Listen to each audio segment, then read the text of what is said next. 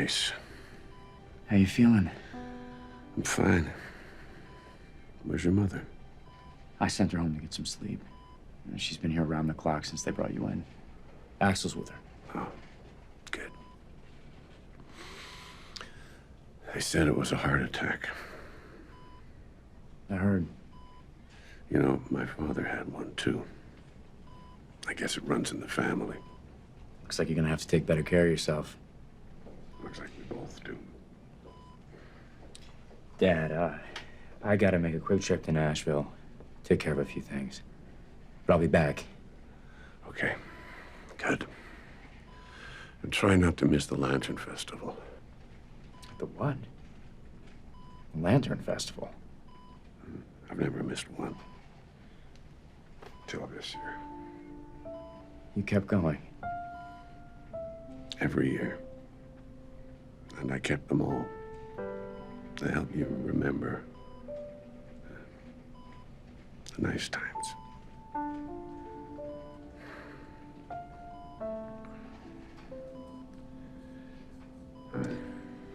Get some rest, Dad.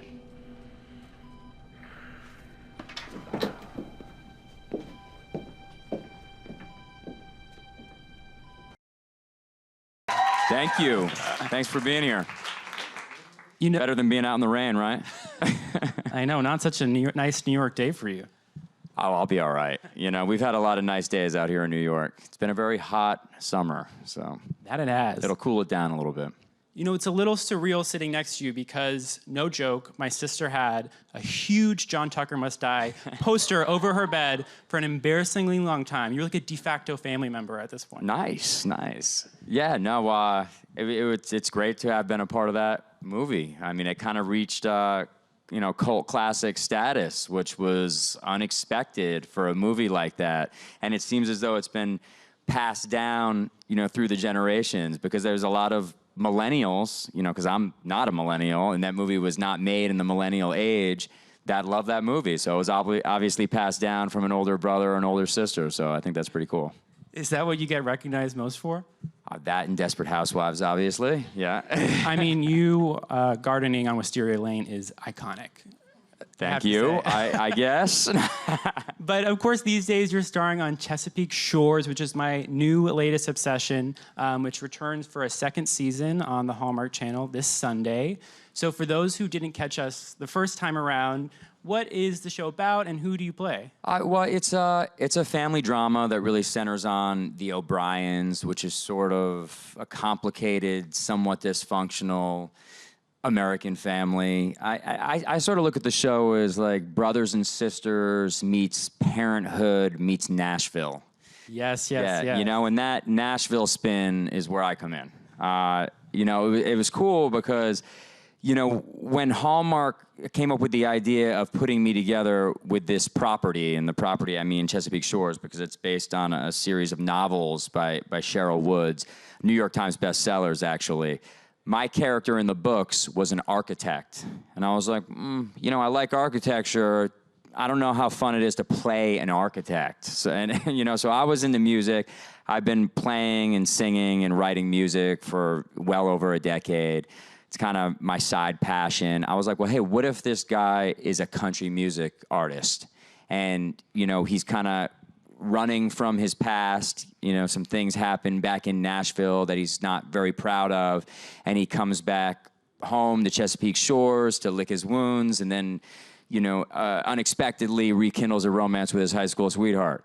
And Hallmark was like, sounds cool. So, I mean, that's the great thing about working with this network, is that they're very collaborative and, really give you a lot of, creative leeway to, create and come up with storylines and a character that you really relate to. So I think that's part of the reason why the show's working. And the other part would be the great cast and great writing. I mean, it's a great ensemble cast with Megan Ory, Treat Williams, Diane Ladd, so many other people that I can't even mention. And because music plays such a big part this season, my band, plays a big part in the second season, and the actors that play the band members, and everyone has real music ability, and we're really playing on set. So I think it lends to a real strong sense of authenticity.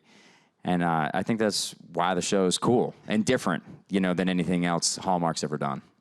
Yeah, that must be rare for an actor to really make the role your own and sort of be in that creative process. As who is Trace? What do we want him to be? Absolutely. I mean, 100%. I mean, other networks don't necessarily want to hear what the actors have to say about the characters. They kind of just want you to, show up and do your job, which is important. But here, I think, they were really looking to create something new and something different and something that would push the envelope a little bit and bring new viewers to the network. I think there's a little bit of a stigma around Hallmark. And when I look out to this studio audience, I see a lot of younger people that may or may not know about the show. Hopefully most of you do know about the show and have watched the show. And that's cool. It's not your mother's or your grandmother's network anymore. I mean, we're younging things up over here. Yeah, I think that's a good point because the series does feel a little bit more complex and, major parenthood vibes. Totally. And there's always drama going on with your a little bit more edge, a little bit more drama, real problems, instead of like this utopian vision of life. But the cool thing also about, the network and about the show is that we're still staying on brand, being that even though we show the darker side, even though we show that real negative things do happen in life, there's always an uplifting message or outcome, and I think that's what the Hallmark Channel is really all about. I feel like Diane Ladd is always there by the end of the episode with some amazing words of wisdom. Absolutely, or a limerick of some kind, But you mentioned, songwriting and singing, and it's so great that this is a side of you that we get to see. Was it something you wanted to work in earlier in your career, or how did this come about? I was always hesitant to work it in, for fear that it might hinder possibly a music career in the future. But it's obviously, something I'm really passionate about, something that I really love doing. And I'm hoping that with season 2 of Chesapeake Shores, maybe it will ignite a country music career. But hey, we'll see. Let's hope so. Got to put it out there, right? Are there any particular artists? I know the country genre is what you're kind of being inspired by with this show. Yeah, I mean, I kind of consider my music to be folk country. But yeah, there's a lot of amazing artists out there, that kind of do that genre, like Zac Brown Band, and I love the Lumineers. There's so many cool kind of indie singer-songwriters that have a country flair. So. Yeah, and you mentioned the series is based on this book series, and it has such a passionate fan base that call themselves Chessies. Have you seen the hashtag? I have heard this. Interesting. Did you read the books at all before sort of diving into the show? I dug into the very first novel, and once I realized I wasn't going to glean a lot of information about the character that I'm playing on the show because it's kind of its own incarnation, I didn't really continue on. I've been pretty busy, but the books are really good. I mean, obviously, they're a standalone property, and the success of the book speaks for themselves.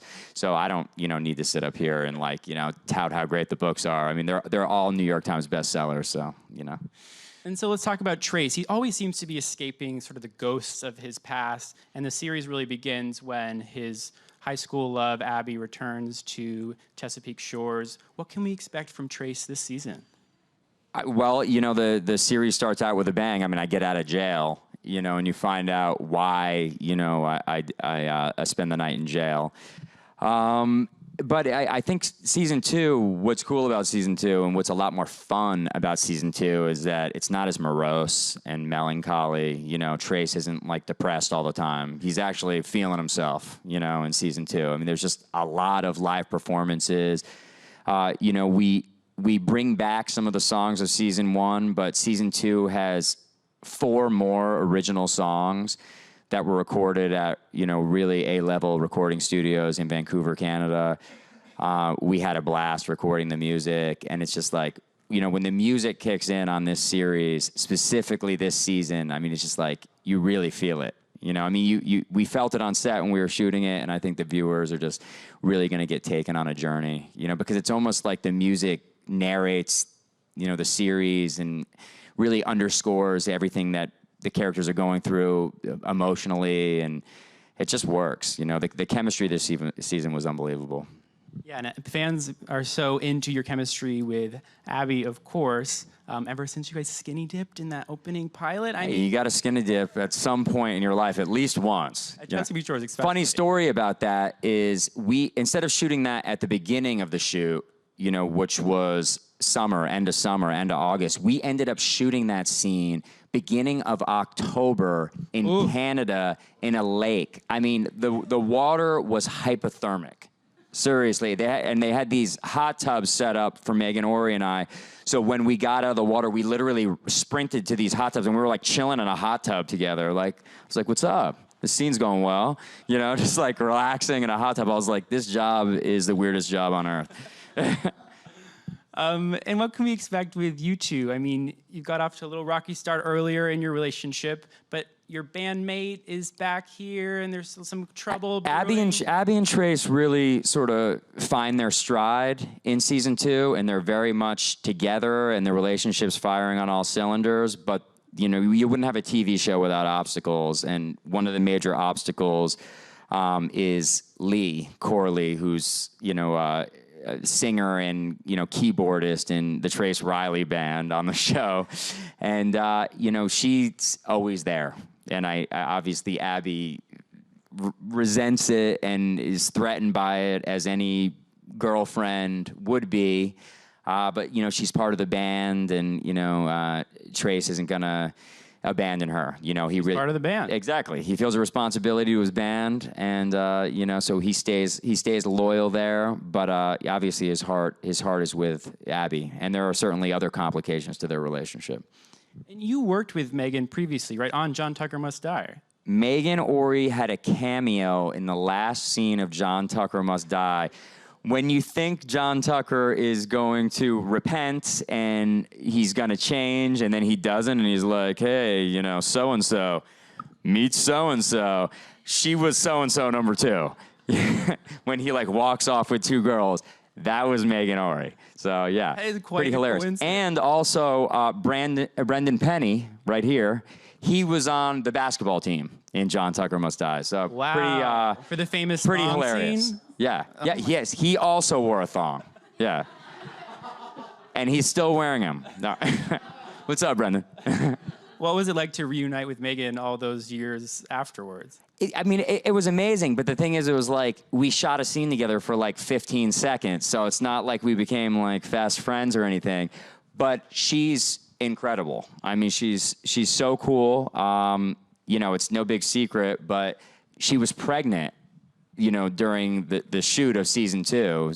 I think she's 6 or 7 months pregnant now. So that was a challenge, hiding her belly in scenes. She was holding hats in front of her belly, holding purses in front of her belly, sitting at picnic tables while it was a standing scene. I'm like, why are you sitting at this picnic table? This is bizarre. But we made it work, and I think we hit it pretty well. And she's a very talented actress. I think a close friend, and I think just that's why the chemistry is so good between us. And you also work with Treat Williams a lot in the first 2 episodes, and he's such an icon, major Everwood fan. Treat Williams is a powerhouse actor, and he's just worked with so many incredible directors, other actors. He's been acknowledged for so many awesome films that he's been in, and he has the best stories, old Hollywood stories of working with this person and working with that person. I could just hear him tell stories for days. He's great. And I know we have some audience questions, but before we get there, I want to talk about any other projects you're working on. I know I've been seeing you post about Escape Plan 2 on your Instagram. Yeah. I just did Escape Plan 2 with Sylvester Stallone, Dave Bautista, 50 Cent. That was so fun. It was awesome. It was just a really badass action movie. And that doesn't have a release date yet, but it should come out later this year. Well, we can't wait. What a guess. Thank you. I believe we have some audience questions. Okay, cool. Hi, Jesse. Hi. I wanted to say first that I've loved you since Passions, and I've been following your career ever since. And then my question is, you've been doing a lot of music with the seasons on, on Chesapeake Shores. Are you really gonna drop something for us to bop to from yourself? That's the plan. That's the plan. I'm definitely gonna drop something. When, I can't tell you exactly, but I'm working every day on my playing, my singing, my original music, and there's definitely an album in the works, and I'll let everyone know about it on social media, and I'll probably start playing out and playing some gigs and stuff. So thank you for the support and the encouragement. I appreciate it. And funny enough, it was the 10-year anniversary of Passions recently. I think they had a big fan fest event. I don't know where my invite was, but that show is even. I mean, I've had a very blessed career because even Passions is kind of like a cult classic phenomenon. I mean, it's probably the weirdest show ever to air on television, but people loved it. So it's cool. It's cool to get that feedback. Thank you. Hi. So I was just wondering if there's anything you've learned or experienced on Chesapeake Shores that's been different than any other role that you've played in the past. Well, I'm getting older, and I'm starting to play more of, father-type roles, more paternal roles, and that's interesting, because it's funny. I'm coming up on the big 4-0. I'm 38 years old, but I still feel like I'm 24. The mind is a crazy thing. But with Abby's character having 2 daughters and me having to interact with the daughters and stuff, and it's almost like I get to try on being a father, and it's working. I'm kind of into it. So who knows? Maybe I'll bust out a couple kids soon. We got one more for you. Hi, thanks for being here. Can't wait you for too. Escape Plan 2. Thank you. I was just wondering, obviously you brought a lot to Trace as far as like him being a musician goes. Is any of your own original music gonna make it onto the show? Yeah, well, there was original music in season 1. I wrote a new song for season 2, and we revisit the 2 previous songs from season 1, When It's Real and Begin Again. And then we actually purchased some songs from some amazing songwriters in Vancouver exclusively for the show, and I did my own renditions of those songs and re-recorded them in Vancouver, and those songs are hot. Those songs could be on the radio. Not to pat myself on the back or anything, but they sound pretty good. So You guys have got to listen to Begin Again. I've been listening all week long. It's so good. that took me forever to write. Like those lyrics. I wrote those lyrics specifically for the show, and they all kind of focus on all the different characters, and that was certainly a labor of love, definitely. So that's what's in your mind when you're writing for the show. Yeah, when I write for the show, I really write towards the storylines and towards the characters, and obviously, my original music will have a different flavor to it altogether. Well, there's a lot in store for you guys in season 2, which premieres on Sunday on the Hallmark Channel. So check Yes. it out. Thank Thanks so you. much for stopping Yeah, by, thanks. Jesse. Great to be here. Thank you.